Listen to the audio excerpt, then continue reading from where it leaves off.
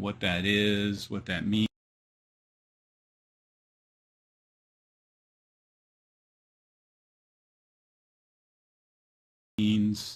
It's also called disenfranchised grief, and it refers to grief that society doesn't allow us to recognize or validate. This type of grief arises from losses that aren't publicly acknowledged or socially supported, such as the death of a pet, a miscarriage, job loss, divorce, end of a friendship even. And unlike conventional grief, which is understood and supported by everyone, unacknowledged grief leaves individuals feeling isolated and invalidated. The social impact is significant. When our friends and family don't recognize these losses, they tend to make us hold back on our emotions, and we don't get any communal support. This causes feelings of loneliness, alienation, and more than one study has come and documented the physiological effects on the body, such as stomach and headache issues. Anything that trauma manifests in the body can also manifest through unacknowledged grief.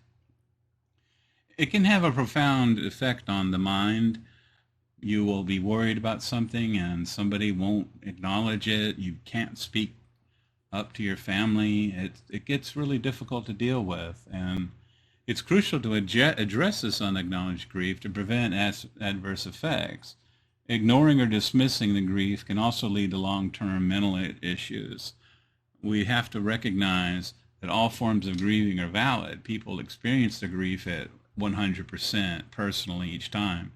And no one knows what kind of grief you're going through except you, and it really hurts when others don't acknowledge that we've lost something. Most of us go around carrying this burden of grief that we just internalize, and it gets knotted, it gets held, and then manifests in bursts of anger, fits of rage, frustration. We need a secure environment to talk about these things, and that's part of what I do in these grief recovery classes.